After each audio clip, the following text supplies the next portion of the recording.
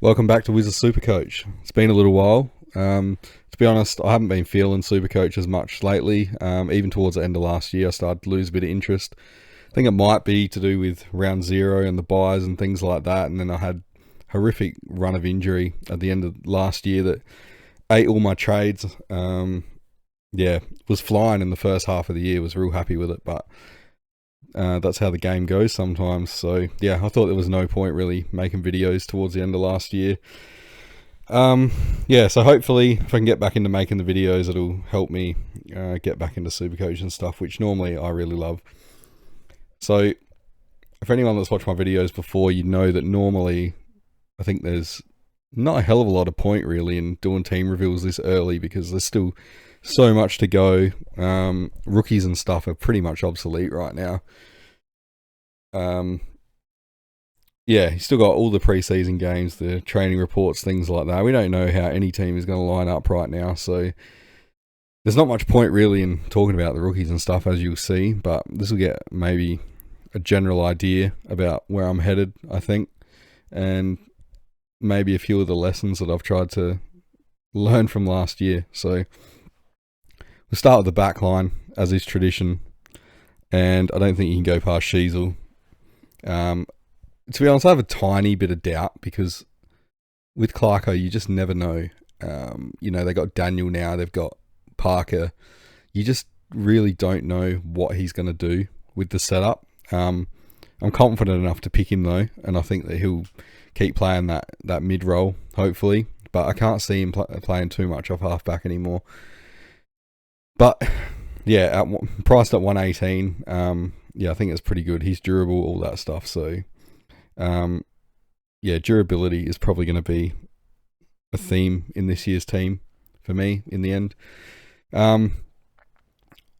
So Flanders, it easily could have been him, given that he's durable and very consistent scorer. He was the most consistent scorer of last year. But I don't know, again, we don't know how the setup's going to be. He ended up at half forward at the end of last year, and his scoring did trail off a little bit. So at 119, I don't think there's any value there. I think he'll come down and we'll be able to get him cheaper at some point. Next up, really wanted this guy at the end of last year when he was on fire, but I did a stupid thing and I'd finished my defence and still had probably half the forward line to finish. So I won't be making that mistake this year. But anyway, Jack Sinclair, he's got the Marvel run and all that at the start. He's a ball magnet. I think he's in his prime. So yeah, priced at 110. I think there's a little bit of value there, but yeah, again, he's durable and consistent scorer. So this one is a little bit more of a gamble, I guess. We're going to go Max Holmes for now. I think that he's quickly becoming like the guy at Geelong, and I don't really think that Bas Lenker coming in is going to impact him too much. I think that Holmes will still be like the number one guy. I think priced at 99, he's definitely unders. I can honestly see him going 110, something like that. So I think, 533 is probably the cheapest you're going to see him. That pick though could very easily be Sicily as well, I think, or really any of these guys could be Sicily. It just depends on how Hawthorn look like they're going to set up. So yeah, again, it's very early and we don't really know a hell of a lot. The next guy worries the hell out of me, as do most players in Supercoach this time of year, but Callum Mills, apparently he's fit again and flying, as is everyone apparently at this time of year. But yeah, with Cox taking over as coach, hopefully he gets more midfield time. No guarantees. Again, it's a bit like the North Melbourne one. You don't know how they're going to set up, but should have some idea later on. Also, just keep in mind that I haven't paid any attention to buys or round zero or anything with this team. It's as I said, more just to get an idea, because everything's irrelevant this time of year and there are no wrong answers. Next up, now this guy I think is going to be great value. How do you spell his name? From Essendon, Sard. What's his name? There we go. Yep. I don't know. pretty much everyone has him or is going to have him, so you'd be mad not to take him. He's got the DPP, which is nice, and should link up nicely with a Bo Allen or someone in the midfield, or whoever else. So yeah, not much to say about him. Next up, another one that I'm very, very uncertain on, Buslinger. He should be playing, but it's Bevo, and I really don't trust Bevo, so hopefully another rookie that's a bit cheaper will pop up at some point, as they usually do, and I won't have to pick Buslinger, because even if he gets in the team, I just don't trust Bevo one bit. I don't want nothing to do with that, unless it's Bont. Another one, I feel like defense is the hardest part this year, which normally it's not. Caleb Smith, ball's going to be in Richmond's defense a lot. If he's playing there, expect him to get his hands on it. I think just about any player would score pretty well playing in that defense with how much the ball should be down there. And then the last one, as I said, I'm not putting a lot of time into rookies, but Bice, his mature age, are picked up by Sydney. Whether he actually plays or not, who knows, because Sydney's got a pretty settled backline, but usually you don't pick up mature ages unless you actually intend to play them. So, always looking for value, obviously, but this guy, he kind of doesn't apply to the rules. The Bont, he's just unbelievable every year. Whether he makes that like 126 average or not, he's always going to be top 8 or probably even top 3. So might as well just pick him, be confident with the captain score every week, lock him in.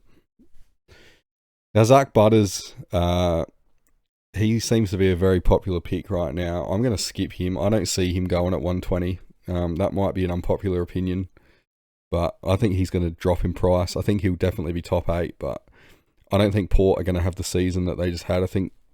I honestly think they'll be lucky to make the finals, and that's not just the Crows snuff in me coming out. Yeah, I think Butters as well is probably going to cop some pretty hard tags. So next in line, I would say, is Dacos. He had a slow-ish start to last year, and I started him, which was frustrating. But he came good, 117 in the end. In the end, he was pretty much just doing what he liked. So Collingwood are my tip for the minor premiers too. I think that he's going to go to another level, to be honest, because I think with the players they've got coming back and coming in, there's going to be too many people to worry about. And as we've seen before, you can tag Dacos, but the others are probably still going to give you headaches. So I don't know. I think he'll score better. I can see him going 125 plus. Also, I don't see him dipping under 600k for the year. So now it starts to get a little bit, a little bit of a gamble. It's probably the biggest gamble, I would say, in the team. Clary. Now, I need to see a perfect preseason from him. No off-field bullshit. And he needs to score well, I think, in the preseason games, or at least look like he has some intent about him, because he looked lethargic last year, like he didn't want to be out there, and I wasn't convinced. But it's pretty hard to ignore his scoring pedigree over all those years. So yeah, I think he's definitely worth the risk. Could also be Chera. What did he go about? 108, 110, something like that in 2023, and then got injured last year. Supposedly he's been to Qatar.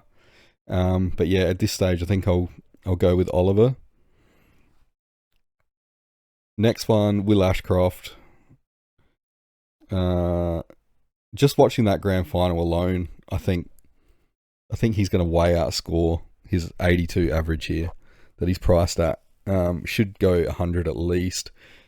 Good thing about him is he's probably not going to get tagged because there's Lockie Neal there.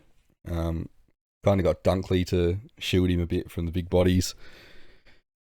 Brisbane obviously will be contending again, so I think Ashcroft is a fair bit of value right there. There's nothing so far that's, a bit wild and out there in this team yet, I think. So there's no need to really talk about him too much. Peatling is another one. We've seen what he can score like. When he's getting high CBAs at the Giants, he was scoring really well, really good points per minute, but obviously wasn't getting that opportunity there. It was the sub, things like that. But obviously the Crom have brought him in for a reason. I think Laird won't be in the midfield anymore. He's either going to play defence or he's out of the team. Crouch is probably the only one that Peatling, I think, might be competing for a spot with. But you'd think they'd probably at least be splitting 50-50 on the CBAs there. Berry might be the other one, but from what I've seen, Peatling's probably ahead of Berry, just on pure talent and stuff. Now it seems to be the three rookies that everyone has. So the other Ashcroft, don't need to say much about him. Apparently he's pretty much just like his brother, so that's good. Jagger Smith supposedly has been training off halfback, so you know what that means. If you think of a McKercher type or whatever, then it should be 3 points. The other one is Draper from Crom. Don't know about him. He looks really good and stuff, but Matthew Nicks has a tendency to not go with the obvious, and then 3/4 of the way through the season, when it's too late, he'll go with the obvious and probably start playing Draper in the middle or giving him games. I think he led the time trials and stuff though, so the kid's super fit, and you know what they say, if you can, more times you go to the well, the more drinks you're going to get. So I expect him to score well if he can get in the team and hold his spot. Now again, with these rookies, wouldn't pay too much attention because it's almost certainly going to change. Sheldrick was great in 2023. I don't know what happened this year. Obviously got injured or something and just didn't play. I've pretty much been out of the footy loop on purpose for a while, just hoping that it would, reignite that fire and get me back into it. So yeah, I don't really know what happened with Sheldrick. We'll have to research that one or just tell me in the comments. But yeah, in 2023, he looked really, really good. I had him in my team and I loved watching him play. I think, again, that's another theme with this year is picking players that I really like to watch play. I don't want to go down the cookie cutter road or anything like that because it's just not fun playing that way. Like last year, my plan was to not take any risks and just go cookie cutter pretty much at the start of the year. Try and stay with the pack and then make a break, halfway through the year or something. But the ranking was not too bad at the halfway point of the year, but it was bloody boring to play. So, yeah, I don't think I want to go down that road this year. The other one, as I mentioned before, Bo Allen, so he's got the DPP link, should get a game with West Coast. I think just about most people could. And the other one, West Coast, again, is Clay Hall. We heard about him this year. He didn't score great, 34 average, but full preseason under his belt and stuff, like another preseason, another year older, more experienced. I can see him doing well, making that 100 to 150k that we really need. So now the Rucks. I think I'm just going to pay up and get Cherry. Probably the first year I'm not going to start Gorn in a very long time. The Rucks were what frustrated me the most last year. I had plans, started Rucks and had plans to trade them out, like Grundy at a certain point, things like that. Traded in a Ruck, got injured. Traded in another one, got injured. I was just sick of the Ruck merry-go-round, so hopefully Cherry's just set and forget. I will take a bit of a risk, though, and I'm either going to go DeConning, I think, and take that risk. Very dependent, obviously, on Pitnet and what Carlton are doing. If not him, this is a bit left field, but I reckon I would go with Darcy Cameron. Just for consistency. As I said, I think Collingwood are going to probably be minor premiers or thereabouts. I can see him really raising that average, but also he's a guy that's just going to play like every week, first ruck. He's fairly durable and stuff. Just got a good feeling about him. I'm just looking for consistency. And I think if you look at the top teams from last year, they kind of had just consistent scorers. It wasn't necessarily the top scorers. So yeah, we'll play a loop in the ruck here. The Richmond kid with the DPP looks alright. I'll do the flex while I'm at it, and for now, it'll be Matt Flynn. So a lot of people are going there. I think, yeah, Ruck is the way forward. It seems to be the easiest scored position. He shouldn't have too much competition. BJ Williams, he ain't really it. Jamison, he's not it. So if Flynn can stay fit and we can get like an 80 average out of him or something, then that'll be pretty big. I think the question is just going to be, when do you get rid of him? So now the forward line. Now this is going to be a little bit different. I see the same cookie cutter one forward line for just about every team that I see, which consists of Horn, Francis, McRae, Smith, Philippou, Daniel, and Hewitt. I'm going to go something a little bit different. I've made teams where I haven't had Horn Francis in them. I just don't trust his inconsistent scoring. I don't think there's too much value there either. I don't think he's going to go a 110 type. Just with the way he scores, it has to be on impact. And as I said, I'm tipping Port to drop down this year. So a few of those games where he got bailed out with like late goals and stuff in close games, can't see that happening as much this year. I don't think he's ever going to be like that super high time on ground kind of player because of his fitness and things like that. And that's fine, but yeah, the reason I have him here in the end is because even if he does just stay at 100 average, he's still going to be top 6 almost certainly. So might as well, 530, it's not too much. So for now, he's in. Definitely got question marks on Baslenka. But for now, he's in as well. I think, Geelong hasn't really got many midfielders, or at least not notable midfielders. They had to lure him down there somehow, so I'm guessing they told him that he was going to be playing midfield, which is what he wanted at the Dogs and couldn't really get as much. So I think he should score well. That spot could be McRae, but I'm actually going to leave McRae out for now. I'm not convinced on him at all. I think he's regressed big time. He's slowed down. I know he can still rack it up in the VFL and stuff, but I'm not convinced that more CBAs with Saints is really going to translate to the scores that people think he's going to get. Yeah, I mean, he'll make money for sure, but I don't think he'll make enough. And I think there's a good chance he's not going to hit that 90 average or whatever and be like a top 6 to 8 mid. Again, that's probably very unpopular. And this is going to be unpopular. My next pick probably seems insane, and you're going to accuse me of being an absolute crom nuffy. I'm going with Thilthorpe for now. Now, he's priced at 76. He only played a handful of games last year. I think he played 6 to 8 games or something at the end of the year after coming off the ACL.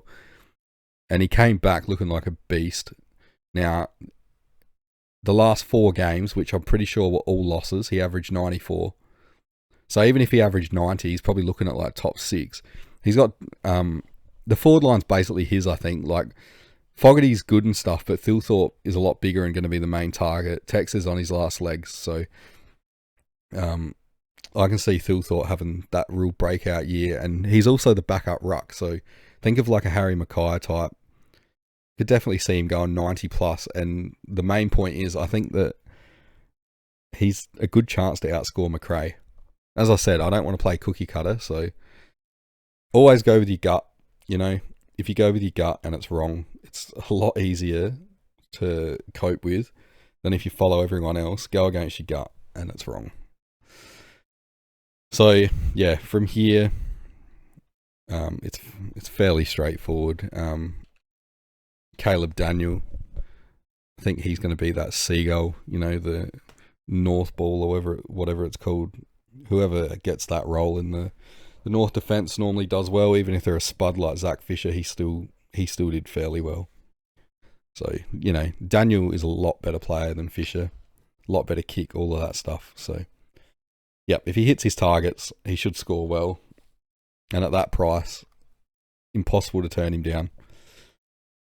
Next guy, probably not as hot on him as other people are, just because of injury concerns and probably not a proven scorer. mind you, I just talked up Thilthorpe, so probably a bit hypocritical. But Philippou, again, it's a bit cookie cutter, whatever. Yeah, I think he'll get plenty of opportunity. He's, St Kilda don't have a hell of a lot of shining lights, I think, in that team, and he's one of the few. Yeah, I think at 313, he's well worth the risk. I mean, at that price, it's not hard to go down to a well-performing rookie or something like that if you have to correct and you think he's wrong. The last one, as I mentioned before, Elijah Hewitt. Now, he was one that looked fairly promising. I think he played in 2023. Again, like Sheldrick, I'm not sure what happened. I'm guessing it must have been injuries if he couldn't get a game this year with West Coast. So I'll just put him in for now. Nice DPP, even though I currently don't have a link for him in the midfield, which I've just noticed. But that's fine. As I said, these rookies are almost certain to change. So the two bench spots, haven't put a hell of a lot of thought into these two. Again, probably being a bit of a crom nuffy here, but Dan Curtin, he's still priced, I'm pretty sure, at what he was priced at the start of last year in his first season, or roughly. Now, he was pretty underwhelming, struggled to get a game and stuff, but he finally came good. At the end, they put him forward, and he actually started to look like, a player, or a high draft pick player. So I saw enough, I think, at the end of last year, that suggests that if he's in the team, he's going to score pretty well. He doesn't need to average that much to make the 100 to 150k. He's obviously not a keeper. And then the last one is Erasmus, just because, bit of a placeholder and stuff. I don't really know too much about the guy, but yeah, rookies are just placeholders at this point. So that's about it. I hope you can kind of see the theme that I'm running with here and trying to learn from last year's mistakes.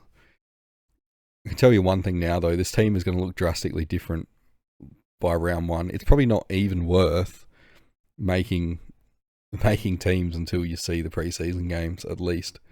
I'm sure with the preseason reports and stuff coming out very soon, because a lot of clubs have gone back to training, I think, today. And tomorrow, yeah, things are going to start to change. We're going to hear things. I think more so players are going to be eliminated from consideration, and it'll become a bit easier from there.